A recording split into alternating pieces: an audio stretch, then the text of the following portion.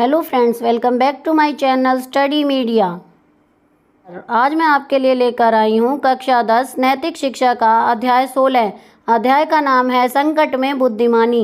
इस वीडियो में हम इस पाठ का सार, प्रश्न अभ्यास और बहुविकल्पीय प्रश्नोत्तर करेंगे।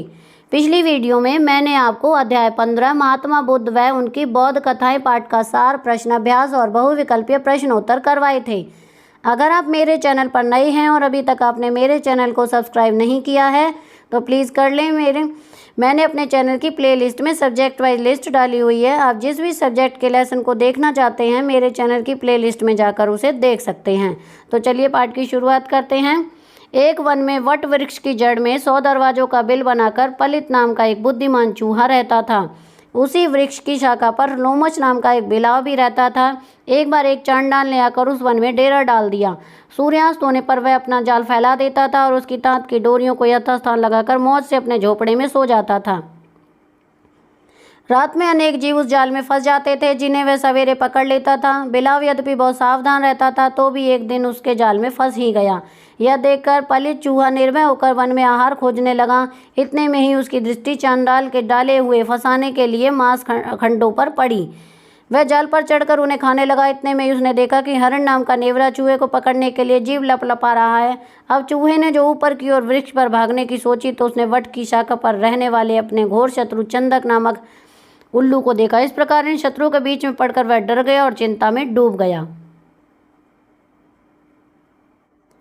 इसी समय उसे एक विचार सूझ गया। उसने देखा कि बिलाव संकट में पड़ा है, इसलिए वह इसकी रक्षा कर सकेगा। अतः उसने उसकी शरण में जाने की सोची। उसने बिलाव से कहा, भैया अभी जीवित हो ना, देखो डरो मत। यदि तुम मुझे मारना न चाहो तो मैं तुम्हारा उद्धार कर सकता हूँ। मैंने खूब विचार कर अपने और तुम्हारे उद्धार के लिए उपाय सोचा है। उससे हम दोनों का ही हित होगा। देखो ये नेवला और उल्लू मेरे घात में बैठे हुए हैं। इन्होंने अभी तक मुझ पर आक्रमण नहीं किया है, इसलिए बचा हुआ हूँ। अब तुम मेरी रक्षा करो और तुम जिस जाल को काटने में असमर्थ हो मैं उसे काटकर तुम्हारी रक्षा कर लूँगा। बिलाव भी बुद्धिमान था। उसने कहा, सौम्य, तुम्हारी बातों से मैं बड़ी प्रसन्नता हुई। इस समय मेरे प्राण संकट में है, मैं तुम्हारी शरण में हूँ। तुम जैसा भी कहोगे मैं वैसा ही करूँगा। चूहा बोला, तो मैं तुम्हारी गोद में नीचे छिप जाता हूँ, क्योंकि नेवले ने मुझे बड़ा भय हो रहा है। तुम मेरी रक्षा करना, इसके बाद मैं तुम्हारा जाल काट दूंगा। यह बात मैं सत्य की शपथ लेकर कहता हूँ। लोमच बोला, तुम तुरंत आ जाओ, भगवान तुम्हारा मंगल करे। तुम तो मेरे प्राणों के समान प्रिय सखा हो। इस संकट में छूट जाने पर मैं अपने बंधु बांधवों के साथ तुम्हारा प्रिय तथा हितकारी कार्य करता रहूँगा। अब चूहा आनंद से उसकी गोद में जा बैठा। बिलाव ने भी उसे ऐसा निश्चिंत बना दिया कि वह माता पिता की गोद के समान उसकी छाती से लगाकर सो गया। जब नेवला और उल्लू ने उनकी ऐसी गहरी मित्रता देखी तो वे निराश होकर अपने अपने स्थान को चले गए। चूहा देश काल की गति को पहचानता था, इसलिए चांडाल की भी प्रतीक्षा करते हुए धीरे धीरे जाल काटने लगा। बिलाव बंधन के कारण उब गया था। उसने उसे जल्दी जल्दी जाल काटने की प्रार्थना की। पलित ने कहा, भैया घबराओ मत, मैं कभी नहीं चूकूंगा। असमय में काम करने से कर्ता को हानि ही होती है। यदि मैंने पहले ही तुम्हें छुड़वा दिया तो मुझे तुमसे भय हो सकता था। इसलिए जिस समय मैं देखूंगा कि चांडाल हथियार लेकर इधर आ रहा है उसी समय मैं तुम्हारे बंधन काट डालूंगा। उस समय तुम्हें वृक्ष पर चढ़ना ही सूझेगा और मैं तुरंत अपने बिल में घुस जाऊंगा।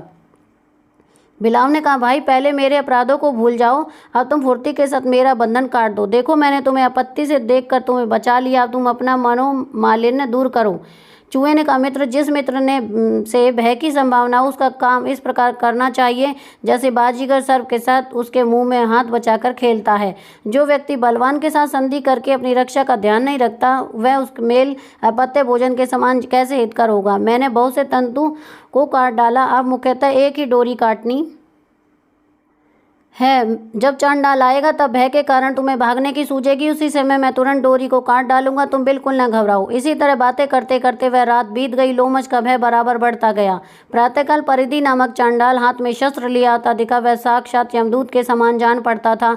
ऐसे में बिलाव भय से व्याकुल हो गया। अब चूहे ने तुरंत जाल काट दिया। बिलाव झट से पेड़ पर चढ़ गया और चूहा भी बिल में घुस गया। चांडाल भी जाल को कटा देखकर निराश होकर वापस चला गया।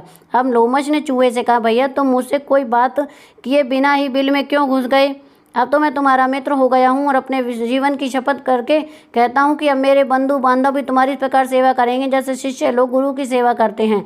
तुम मेरे शरीर, मेरे घर और मेरी सारी संपत्ति के स्वामी हो। आज से तुम मेरा मंत्रित्व स्वीकार करो और पिता की तरह मुझे शिक्षा दो। बुद्धि में तो तुम साक्षात शुक्राचार्य ही हो। अपने मंत्र बल से जीवन दान होकर देकर मैं तुम्हें निःशुल्क से खरीद लिया है। अब मैं सर्वथा तुम्हारा अधीन हूँ। बिलाव की चिकनी चुपड़ी बातें सुनकर परम नीतिज्ञ चूहा बोला, भाई साहब, मित्रता तभी तक निभती है जब तक स्वार्थ से विरोध नहीं आता।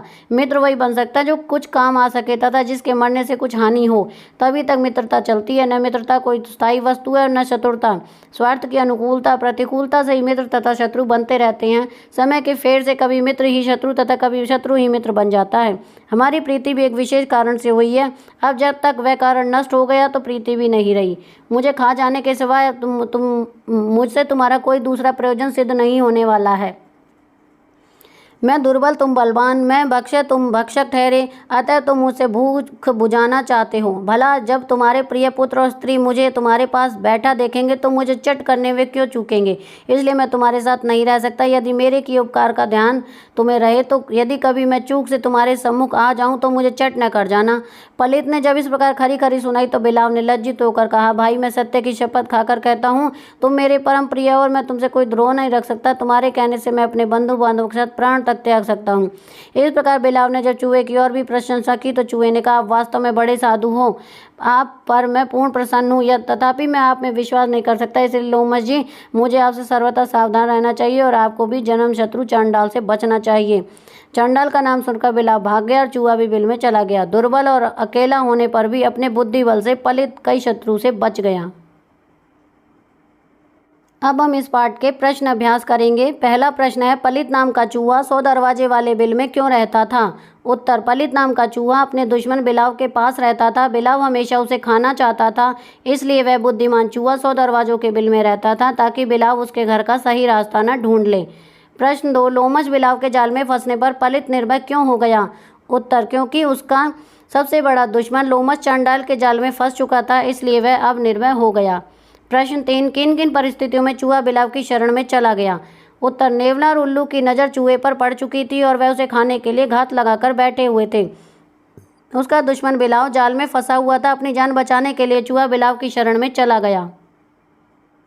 प्रश्न 4, चूहे और बिलाव के बीच क्या समझौता हुआ? उत्तर, चूहे और बिलाव के बीच समझौता हुआ कि बिलाव चूहे को उसके दुश्मनों से छिपाने में मदद करेगा और इसके बदले में चूहा उसे चंडाल के जाल से मुक्त कराएगा।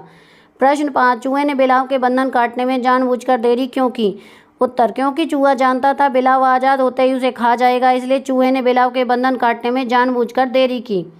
प्रश्न 6, अपने से बलवान के साथ संधि करने के बाद भी उससे सावधान रहना चाहिए, क्यों? उत्तर, अपने से बलवान के साथ संधि करने के बाद भी उससे सावधान रहना चाहिए क्योंकि जो जीव बलवान के साथ संधि करके अपनी रक्षा का ध्यान नहीं रखता, उसका वह मेल उसे बर्बाद कर सकता है।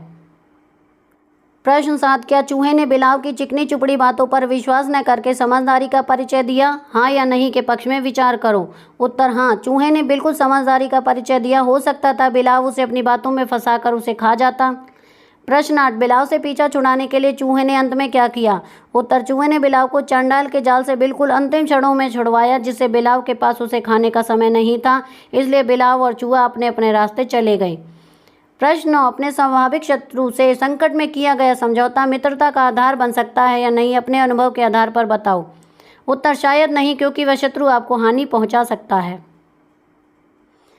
प्रश्न 10, मित्रता या शत्रुता स्थायी नहीं होती, इस विचार से आप कहाँ तक सहमत हैं? 100 उदाहरण बताओ। उत्तर, हम इस बात से सहमत हूँ कि मित्रता या शत्रुता स्थायी नहीं होती। हर कोई अपनी ज़रूरत के हिसाब से शत्रु या मित्र बनाता है। जब उसका स्वार्थ पूरा हो जाता है तब वह उससे मित्रता नहीं रखता, और अगर उसका स्वार्थ उसी से पूरा होना है तो वह उससे शत्रुता नहीं रखता। प्रश्न 11, अपनी देखी या कहाँ सुनी हुई किसी ऐसी घटना या प्रसंग का उल्लेख करो जब किसी व्यक्ति को अति विश्वास के कारण हानि उठानी पड़ी हो। यह कार्य छात्र स्वयं करेंगे और एक कहानी लिखेंगे। प्रश्न 12, असमय में काम करने से कर्ता को हानि ही होती है, विषय पर चर्चा करो। उत्तर, असमय किए गए कार्य का कभी भी लाभ प्राप्त नहीं होता, उनसे कार्य करने वाले को हानि ही होती है। सही समय पर सही निर्णय लेने से ही हमें लाभ मिलता है, जबकि वही कार्य अगर हम बिना जरूरत के कर देते हैं तो उसे हानि ही होती है। यह जरूरी भी नहीं है कि हम असमय किए गए कार्यों के कारण हानि ही उठाते हों, यह निर्भर करता है कि हम कौन सा कार्य कर रहे हैं। अब हम यहाँ पर वस्तुनिष्ठ प्रश्न और बहुविकल्पीय प्रश्नोत्तर करेंगे। तो सबसे पहले हम वस्तुनिष्ठ प्रश्न करेंगे।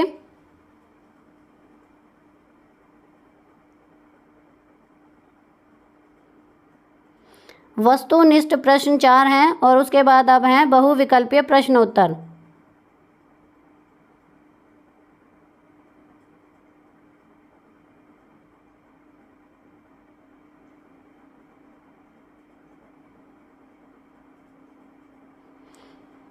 तो बहुविकल्पीय प्रश्न उत्तर 10 हैं। अगर आप उन्हें करना चाहते हैं तो यहाँ से कर सकते हैं। तो यहाँ पर हमारी ये वीडियो ख़त्म होती है।